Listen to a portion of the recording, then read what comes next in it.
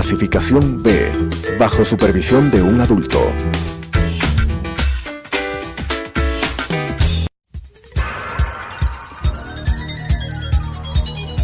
Las opiniones vertidas en este espacio por la producción y dirección del programa son de exclusiva responsabilidad de sus autores y de quienes intervienen en ellos.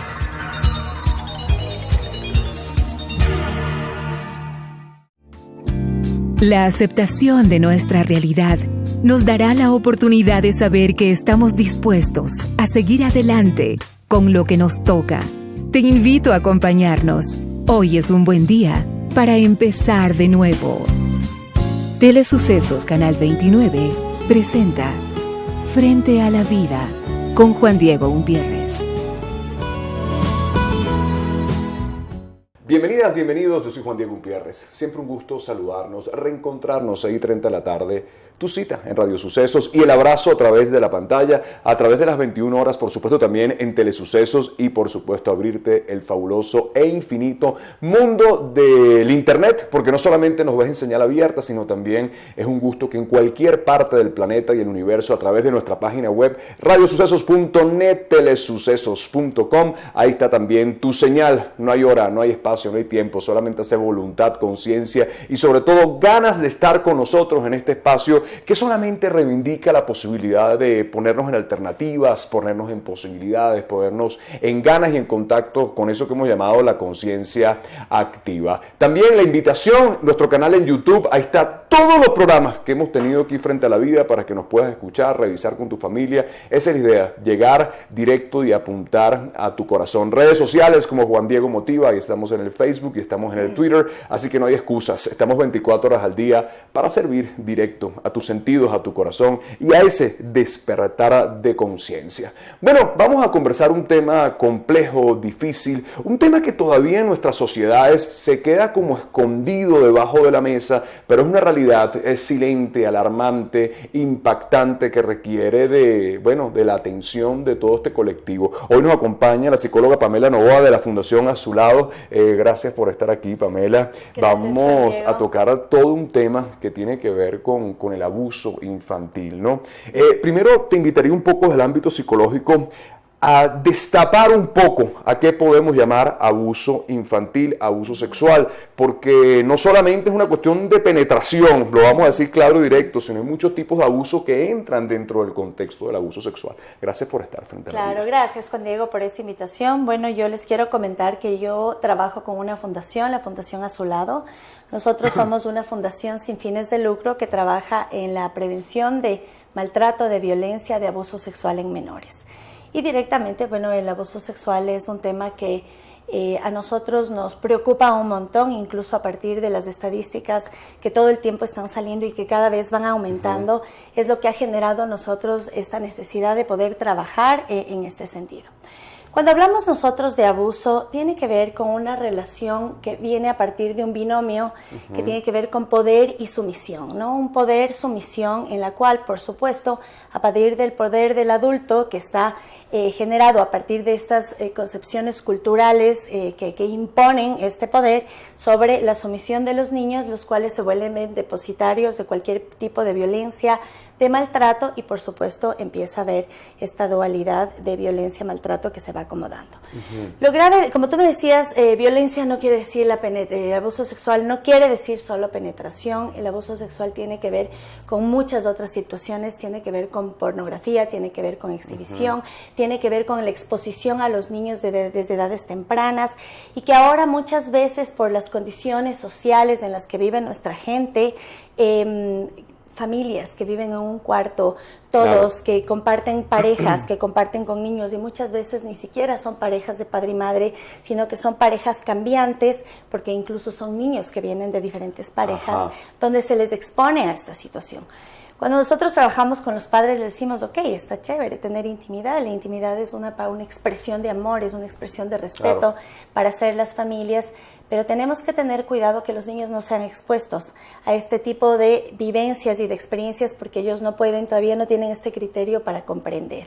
Tiene que ver con la forma, el uso del lenguaje que nosotros también tenemos, un lenguaje peyorativo, soez, en los cuales nos causa gracia hablarlo y cuando los niños de pronto hacen chistes respecto a esto, es como que es simpático, ¿no? El niño, o qué divertido, cuando esto también es una forma de un abuso, porque los niños no pueden comprender. Tiene que ver con exhibicionismo, tiene que ver con a los niños de pronto exponerlos a fotografías, a la pornografía. Entonces, sí, abrir un poco esto de que el abuso sexual no es solo penetración es importante porque los padres no comprenden y no se dan cuenta el alcance de esto. Fíjate que es increíble, pero ahora que tuvimos la tragedia de la costa, eso ha sucedido en muchos países donde ha habido tragedias y tienen que movilizar a la gente a los albergues. Y fíjate que hay un problema cultural y social porque ellos no denotan, o sea, como quien dice, no marcan que pueda haber nada, que todos nos relacionemos entre todos. De hecho, cuando uno entra dentro de ayuda y orientación psicológica, a ellos les parece que el que es anormal es uno. O sea, fíjate que lo que sucede en los albergues es alarmante muchísimas veces después de las tragedias. No sé qué información has manejado tú en función de lo que vivimos acá en el Ecuador. Nosotros trabajamos y nos involucramos en la campaña Pita por tu vida. Nosotros hicimos un despliegue incluso de estos silbatos y nos movilizamos en toda la costa en los albergues para enseñar a los niños a utilizar. ¿Para qué es este silbato? Por lo menos es una alerta. Posiblemente esto también se desvirtúe, el niño empieza a jugar, pero ya sabe la comunidad que nosotros les estamos dando herramientas a los niños, a las mujeres, a las personas que tengan una necesidad, que estén expuestos y vulnerables a la violencia, para que puedan decir: auxilio, yo necesito de tu ayuda, yo necesito de tu protección.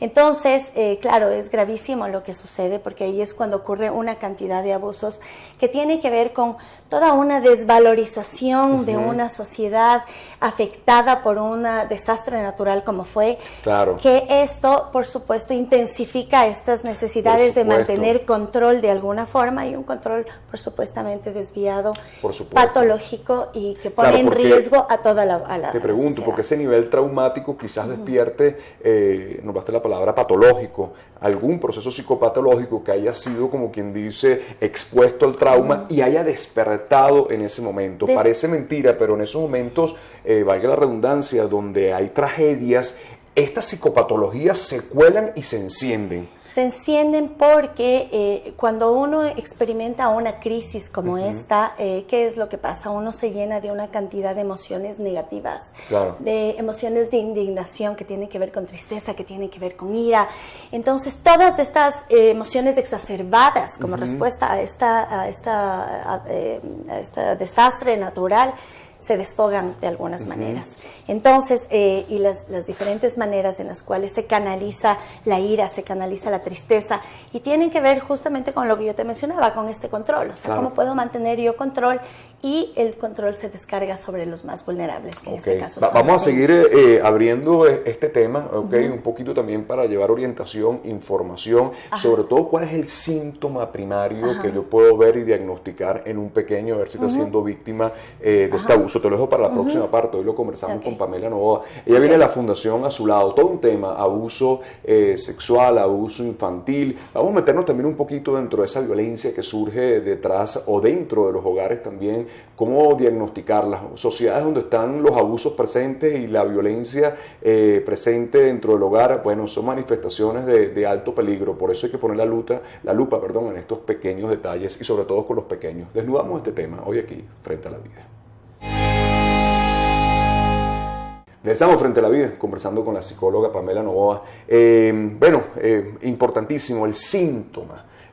¿Cómo podemos sospechar, olfatear que un pequeño puede estar dentro de este capítulo tenebroso del abuso sexual? Hay una cantidad de sintomatología que a veces es confusa y que hay que analizar, todo el contexto desde dónde viene, pero la sintomatología principal son niños sumamente desvalorizados. Son niños que tienen autoestima muy baja, donde no se consideran importantes, donde en realidad eso es lo que más les vulnera, porque si es que no son importantes, la autoestima es sumamente baja. Entonces, ¿qué es lo que protegen? ¿De qué se defienden? Y se vuelven víctimas muy fáciles de lo que pasa. ¿Qué pasa con la sintomatología? Existe mucha sintomatología. La sintomatología, el cuerpo habla.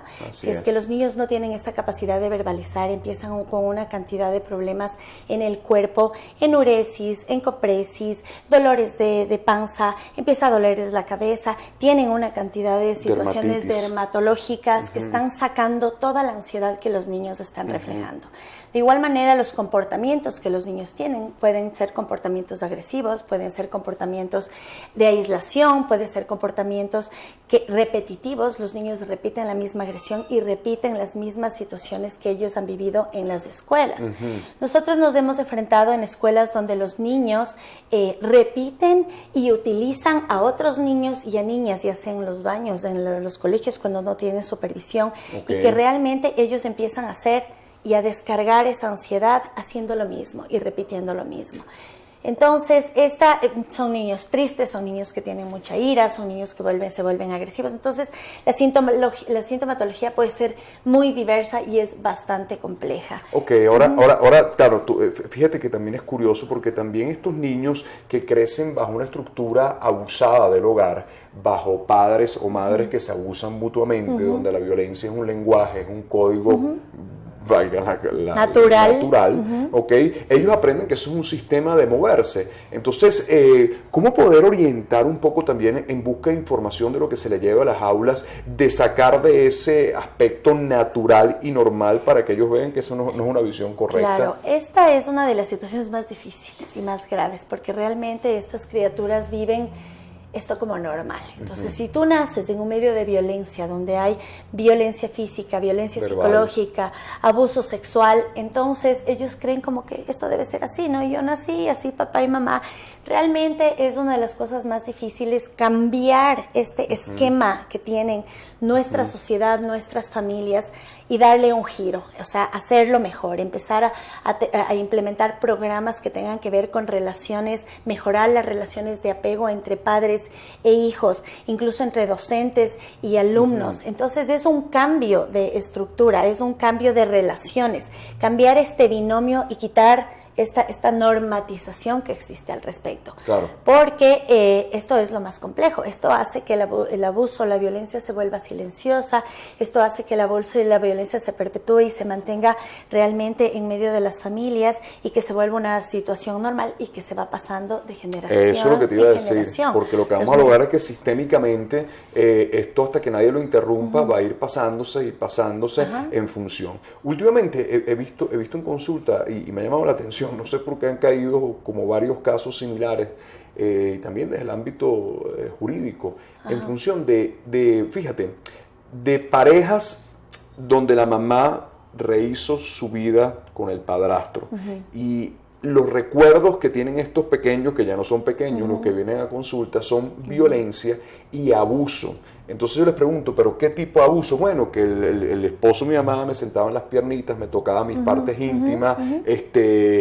Ahora, el factor común en todo esto, Pamela, lo que me llama la atención es que la madre, en función de protección a ese marido, niega los acontecimientos, y hay una complicidad silente en función del miedo, me imagino, humano, por cierto, pero que genera además que estos síntomas empiecen a aparecer en el adulto, ¿no? Volvemos otra vez, ¿cómo hacer ese llamado de conciencia en función de que esa complicidad no debe ser una vía tampoco? El llamado, bueno, nosotros como fundación trabajamos justamente con 3 ejes pragmáticos. Nosotros trabajamos en la intervención que tiene que ver, en la prevención que tiene que ver con educación, en el diagnóstico y luego en la intervención. En la prevención nosotros tenemos algunos programas que implementamos, porque esto es lo que nosotros tenemos que sacar a la luz, es lo que queremos hacer público. O sea, es un políticas públicas, esto es lo que necesita políticas de Estado, y esto es lo que necesitamos. Al implementar nosotros los programas, trabajamos que son programas que enseñamos a generar conductas de autoprotección en los niños. Trabajamos con docentes, capacitamos a maestros, trabajamos con los niños, trabajamos con los padres. Entonces, este es un trabajo bastante complejo, es un trabajo que no solo te puedes quedar en el trabajo con los niños, porque mientras tú estés trabajando con los niños, les estés reforzando su autoestima, regresan a un hogar donde esto es borrado con la misma violencia. Ahí la tienes de perder, porque son muchas horas de lo otro, ¿no? Exacto, entonces tenemos que compensar, y lo que nosotros queremos, y la forma es realmente abrir y decir, bueno, vinimos así venimos desde nuestra historia, esto es lo que nosotros sabemos, pero podemos hacerlo mejor. Es permitirles a estos padres que se den una oportunidad de amar a sus hijos, de relacionarse de manera diferente, porque ellos están repitiendo la misma forma con la que ellos se relacionaban con sus padres. Y cuando esto es así, esto se vuelve repetitivo y allí no hay un cambio. Cuando nosotros decimos, a ver, podemos hacer un alto, ojo, podemos hacerlo mejor. Antes lo hacíamos sobre la marcha, antes de pronto no había tanta información, pero ahora podemos educarnos, podemos aprender y esta es la forma. Tanto a los padres y a los niños también darles esta posibilidad de que ellos puedan ser asertivos, pero para poder decir no y para poderse proteger. Pero ellos no pueden llegar a esa asertividad de protección mientras ellos no tengan una formación y un reconocimiento de, ok, yo soy importante, ¿por qué soy importante? Y si soy importante, ¿qué es lo que debo proteger? Porque hay niños que realmente dicen, no, yo no sirvo para nada. Claro. Y si no sirvo para nada, te vuelves vulnerable ante esta situación. Entonces, el trabajo tiene que ver con prevención y educación. Y ahí es donde justamente el interés que nosotros tenemos en hacer alianzas. ¿Has tenido casos en las aulas? Te pregunto esto. Tenemos un caso muy complejo ahorita en Venezuela que ha sido muy famoso, un colegio además importante, privado, donde se descubrió, esto está todavía en etapa de investigación, por eso no me atrevo a hablar sobre la etapa sumaria, porque también hay muchas denuncias falsas en esto, y hay que aclararlo también, y por eso siempre digo que la intervención tiene que ser psicojurídica absoluta, porque también se pueden colar las falsas cosas aquí, ¿no? Intereses de perjudicar y todo, claro, por eso señalar de antemano es un tema muy delicado para mí, pero bueno, eran dos profesores de natación, entonces en los vestuarios aparentemente esto ya venía pasando y bueno, penetró a uno de los niños, hizo un examen además médico forense y bueno, en un colegio importante, ¿no? ¿Has tenido reportes que en las aulas pueden aparecer estos abusos? Te pregunto, Pamela. Sí, por supuesto, estas cosas pasan en aulas, estas cosas pasan en familias. La mayoría de abusos, sin embargo, se producen en la casa, alrededor de las personas de confianza de los niños, familiares o amigos de confianza, amigos cercanos. Cuando los niños consideran maestros, que son su guía, que son mentores y que son personas de confianza, también ellos se podrían volver vulnerables si es que de la otra parte hay intenciones que son negativas, ¿no? Entonces, por supuesto que esto hay un reporte y es un reporte del día a día. Como hemos visto ahora las últimas noticias en la violencia, con lo que pasó con la niña en Argentina, que es lo que pasa, pero lo de la niña en Argentina es un caso de todos los miles de casos, es un caso que sale a la luz, pero esto está sucediendo todos los días. ¿Cuántas niñas mueren en estas condiciones? ¿Cuántas niñas son asesinadas? ¿Cuántas niñas son abusadas? Entonces niñas y niños. Y lo grave de esto, volvemos desde este tema de la violencia, de la complicidad. Tú me decías, ¿qué pasa con esta familia que se vuelve a casar?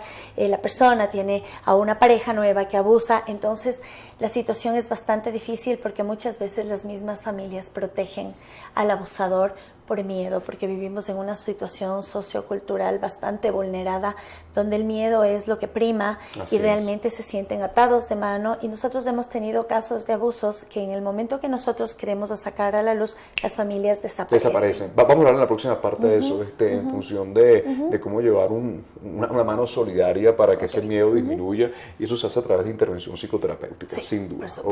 Hoy lo conversamos con la psicóloga Pamela Novoa, Fundación A Su Lado, todo sobre el abuso, todo un tema difícil, complejo, pero esos son los matices de la vida que también tenemos que tratar. Por eso lo tenemos aquí, Frente a la Vida.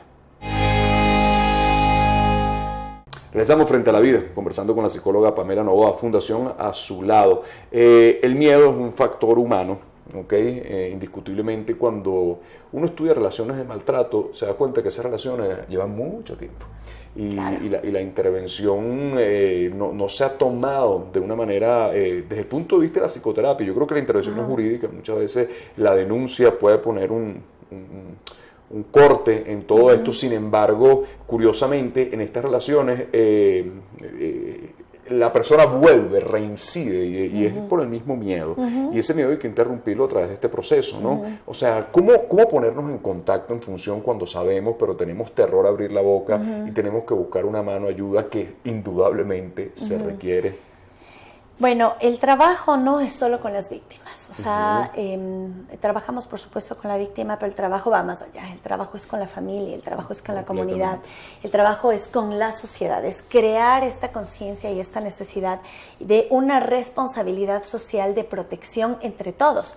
Si nosotros logramos crear una red de protección a través de esta conciencia social, de no mantenernos en complicidad, de poder alzar la voz, de que esto sea un secreto, de que la violencia salga a la luz, yo creo que es una de las formas en las cuales nosotros tenemos que trabajar.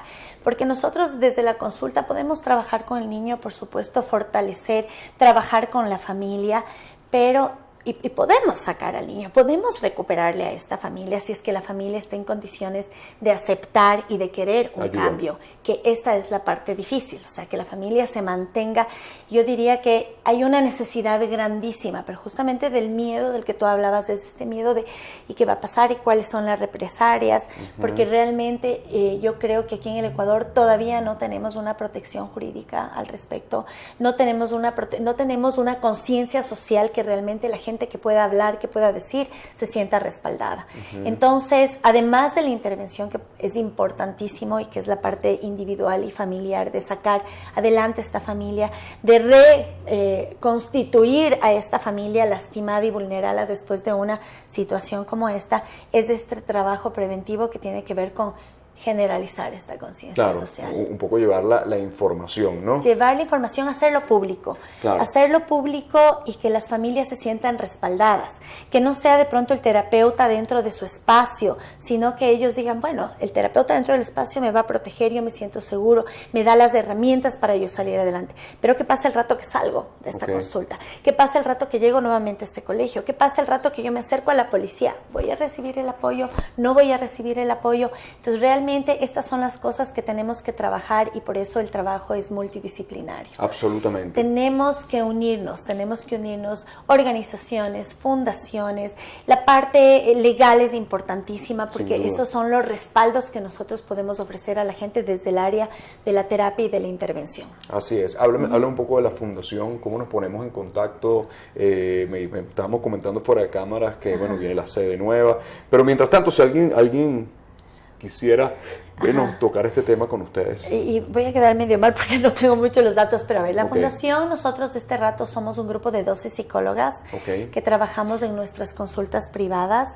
Los teléfonos de la fundación, que este rato no me los sé de memoria, tengo por ahí mi tarjeta que ya voy pero a ver. El tuyo, que te localices mientras tanto. Sí, para localizarme en consulta, mi teléfono es 0999-731176 o 2261-797. Yo también puedo ponerles en contacto con la fundación, con las necesidades. ¿Hay algún portal de internet en esto todavía? Tenemos una página web, www.fundacionazulado.org. Ahí nosotros tenemos absolutamente la información de toda la gente que trabaja con nosotros, todos los programas con los que la gente quiera participar con nosotros. Estamos siempre escribiendo, tenemos un blog, estamos con artículos constantes. Entonces, si nos quieren localizar, entren a través de la página. Ahí está toda la información de cada una de nosotros, hasta esta nueva información que espero me des otra oportunidad de ofrecerles este espacio para la sede, que muy pronto nosotros ya vamos a ¿Cuándo tendrá la sede? ¿Se puede decir ya? La sede yo esperaría que en un mes máximo estemos, este año, que en un mes máximo nosotros ya estemos trabajando y esté la sede equipada y empecemos también a ofrecer este espacio para que la gente nos vaya. Para la comunidad también, ¿no? Para la comunidad en general. Esto nosotros abrimos, porque cada una tenemos nuestra consulta privada. Esta sede es justamente para este trabajo de la fundación, para porque el rato que nosotros implementamos programas, va saliendo mucha información. Nosotros también trabajamos en diagnóstico y en intervención, y ahí es donde vamos a traer a la gente. Yo recuerdo que la doctora Veracón tenía un programa maravilloso, que por cierto era en Tumbaco, se llamaba El Ecuador Sano y Despierto. Eso es lo que requerimos, un Ecuador sano y despierto también en función de eso. Gracias, Pamela, por haber estado aquí. Gracias a ti, Juan Bueno, Diego. si llevaste algo en tu corazón, tu información y sobre todo buscar esta conciencia activa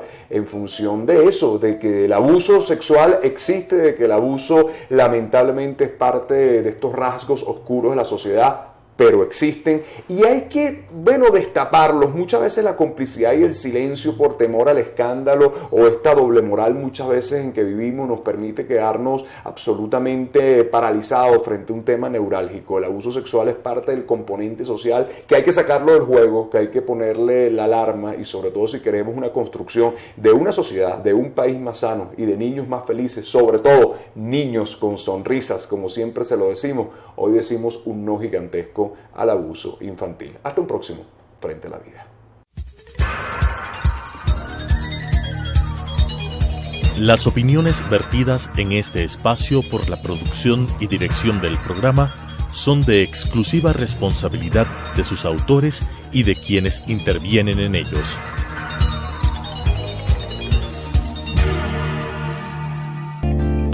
Los triunfos no se miden por las victorias. Habrá derrotas que más temprano que tarde agradeceremos y evaluaremos como éxitos favorables.